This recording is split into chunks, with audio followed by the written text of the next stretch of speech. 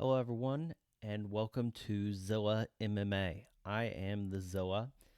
This is the first episode on this channel.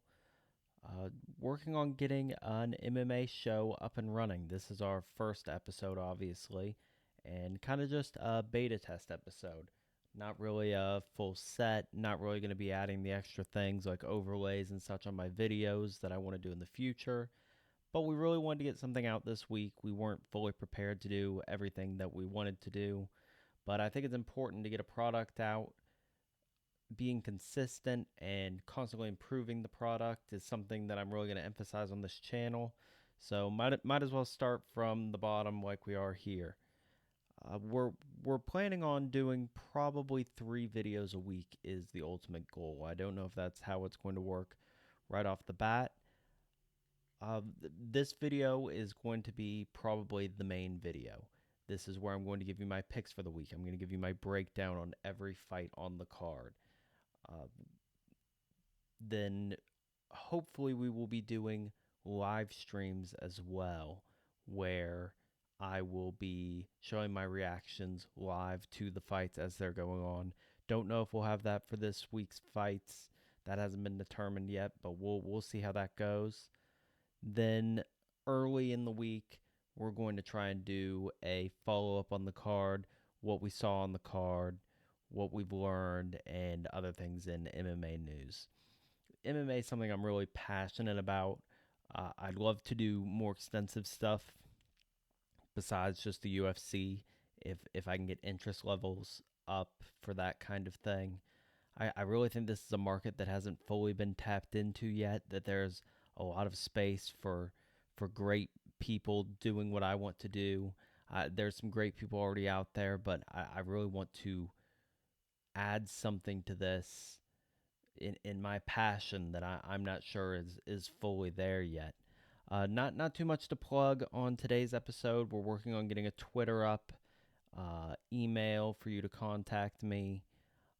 Patreon is going to be something in the future. I'm kind of a gambler, so I'll be going through the lines on these fights as well, breaking that down, letting you know which way I'm leaning. And hopefully, eventually on Patreon, you'll be able to get my actual bets that I have for the week. Whether you want to ride with me or fade me, that's up to you. The main thing you can do for us now, though, if you like what you see, like and subscribe. We really want to grow this channel, get out a really good product for you. The more viewers I can get on here, the more I can make this something I'm really dedicating my time to. I love it, and I'm going to do it anyways, even if I'm just talking to myself, because it's something I enjoy. But we'd really love to grow this product and be able to do a lot more with it in the future. So without further ado, let's start breaking down this card.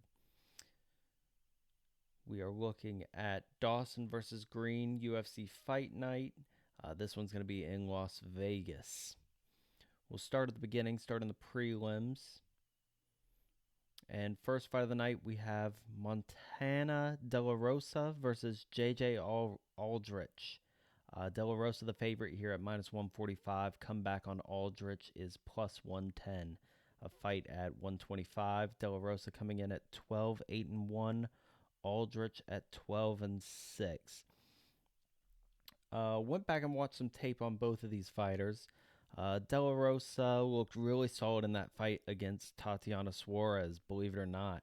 I know she lost that fight, but she had her moments there. She was able to use some of her grappling, even though Tatiana was obviously the dominant force in that fight. And I use a little MMA math too, which is something I don't like to do. I don't like to judge fighters on fights that they've had with common opponents.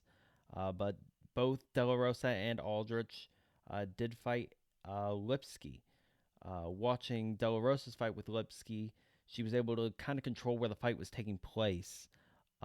Aldrich really couldn't do that. Aldrich obviously wanted to grapple, but was kind of forced into a kickboxing match. And I wasn't too impressed with much of Aldrich's game in that fight, if I'm being honest. I mean, just looking through this as a whole, I haven't seen a ton from her that I like. This is kind of low-level MMA. Obviously, that lost to Blanchfield, but she's a really talented fighter. Again, low level women's MMA is really tough to predict. Uh, for me, I think that De La Rosa is going to be able to dominate where this fight takes place. I'm going to go with De La Rosa by decision in this fight. Let's move on to our next matchup. It's going to be Johnny Munoz versus Arichi Lang. So Arichi Lang coming in here at 24-11, very experienced fighter. Munoz 12-3. Both of them coming in about even here. Last I looked at the book, they were both looking at about minus 110. Arichi Lang really likes to move forward, which has gotten him in trouble in the past. He's very heavy on the front foot. It really makes him exposed to counter strikes, and I got burned really bad.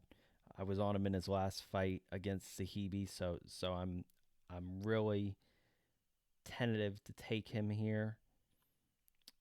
And Munoz has some really good jiu-jitsu as well. He's comfortable on the ground, even on the bottom. He's a really good fighter on the ground. And I think Arichi Lang's going to give him opportunities to get him there. I really think a lot of this fight's going to take place on the ground. And even if he just takes rounds, I think Munoz is going to control where the fight's taking place. I actually think there's a good chance he gets a submission here. So my pick on this fight is going to be Munoz by submission. Moving on to our next fight.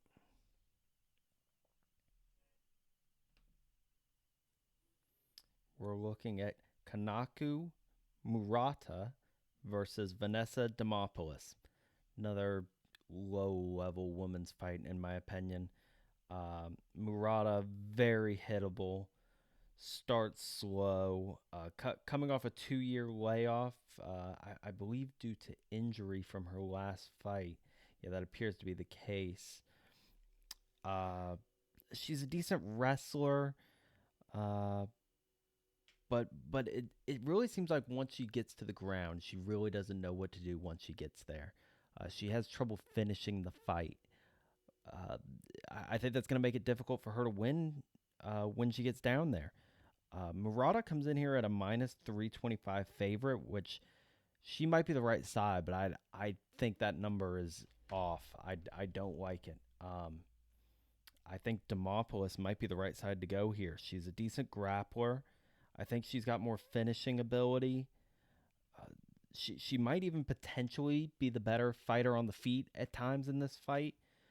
I think it should be a way closer line. I don't see Murata being anything better than like minus 185 here.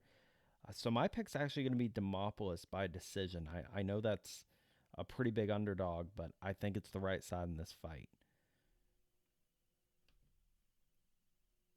And let's move on. Work my way back here. Sorry, everyone.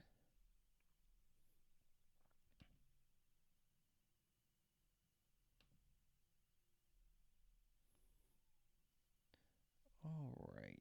Next fight we're going to be covering. It's going to be Mateus Mendonce versus Nate Maness.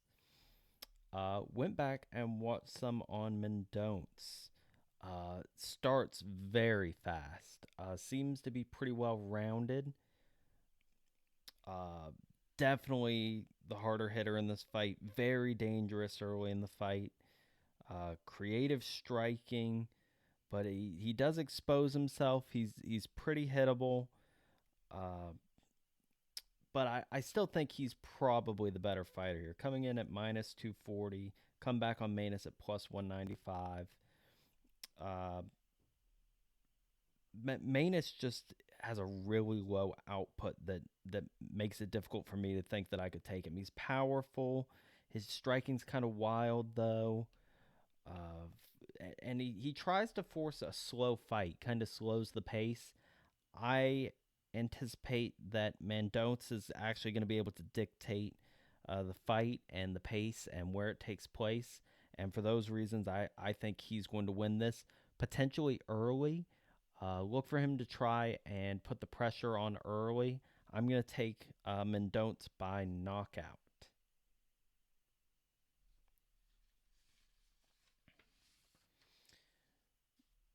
Let's move forward.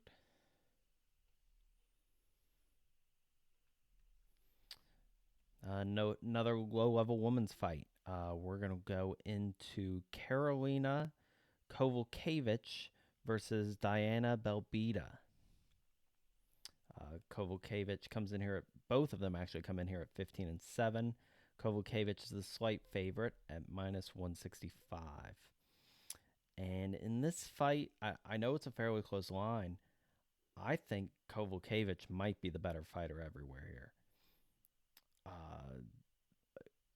Belbita likes to throw these looping, wild punches. Really makes herself hittable. I think Kovalkiewicz is pretty disciplined. She's got high volume, and I think she'd have an even bigger advantage if she decides to take this to the ground. I think she's definitely the better grappler between the two of them. Um, in my opinion, this is probably going to be Kovalkiewicz by decision. I don't think either of these fighters really have the potential to finish this fight. Probably one to stay away from if I'm being honest. I don't like betting these low level women's MMA fights. But if you were going to take a side, my opinion here, Kovalkiewicz by decision.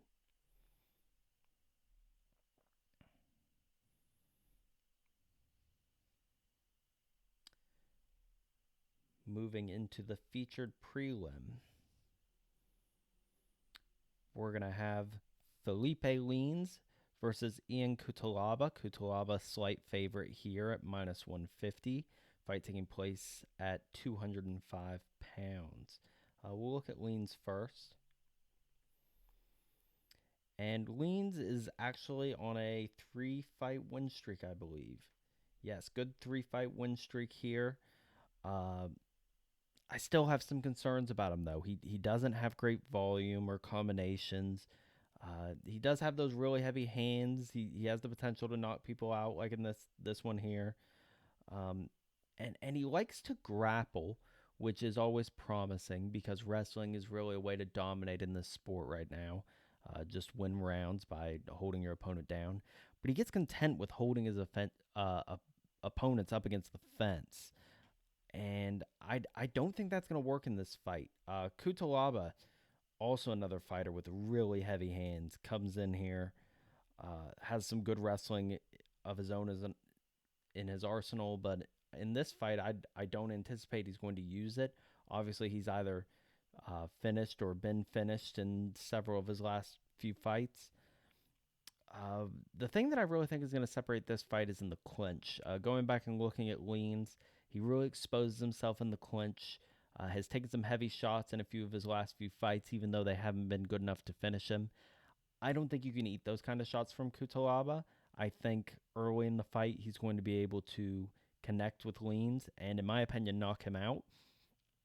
The smart bet here would probably be taking the under, though. I don't see this fight getting through 2 full rounds. I haven't seen a line yet for what that's going to look like, but the under 1.5 rounds I think would be a pretty solid bet in this situation. And with that, we'll move into the main card,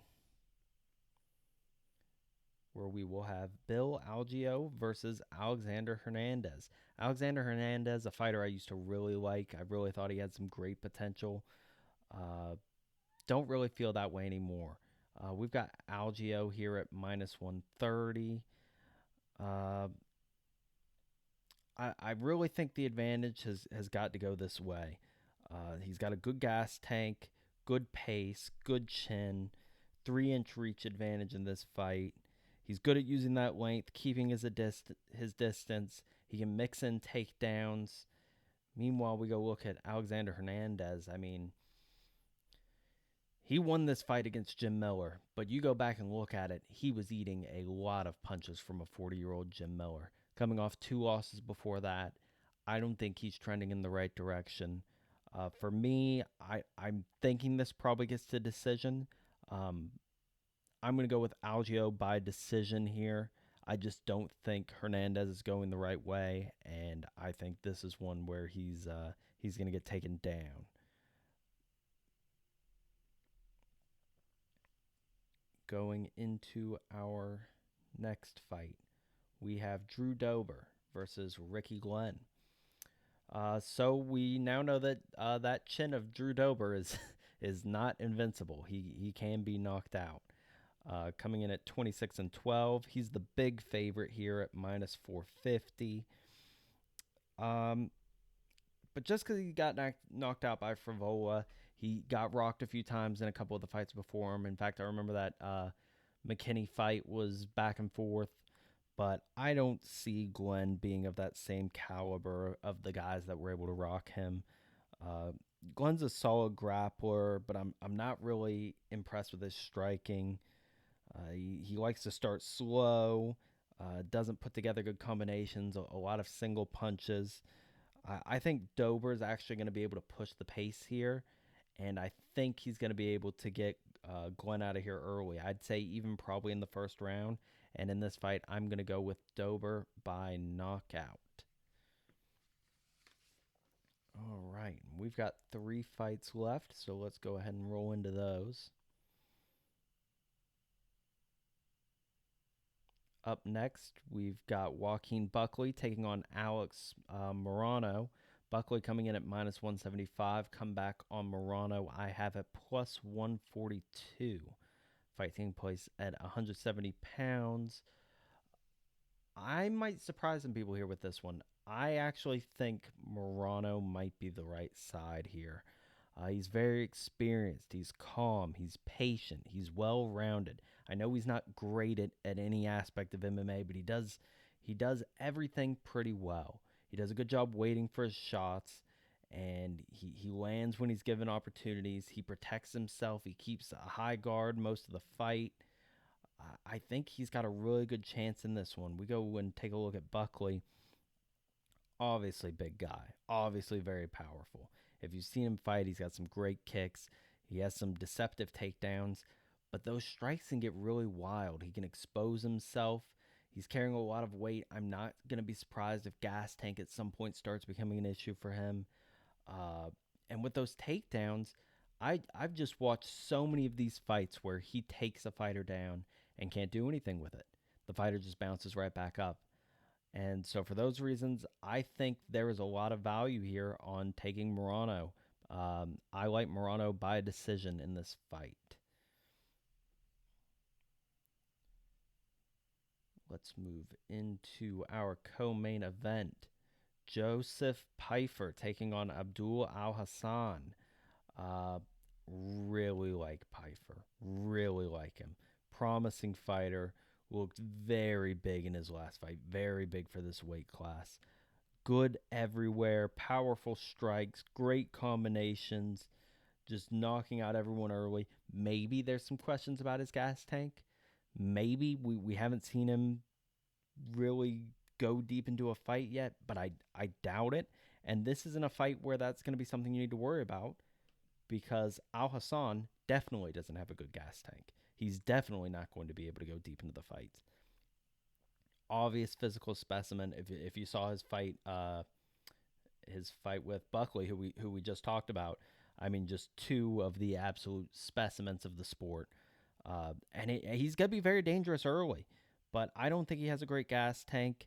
And even though he could be dangerous early, I think Pfeiffer's definitely technically better and will likely finish him. So I'm going to take him by knockout. And with that, we'll move into our main event of the evening, Grant Dawson versus Bobby Green. And I definitely have a soft spot here for Bobby Green. I love Bobby Green. He's a great boxer. He's a great fighter coming in here at 30-14. But there's a reason he's a plus 325 favorite here. I will look for any reason to take him if I could. This is just a nightmare matchup for him. The takedown defense just isn't there. And if he gets taken down, I really don't see a path to him getting back up. I even think at this point in Bobby's career, Dawson could hang with him on the feet. But I don't think he plans to. I think Dawson's going to get him to the ground. And I think once it gets down there, he's going to be able to finish him there.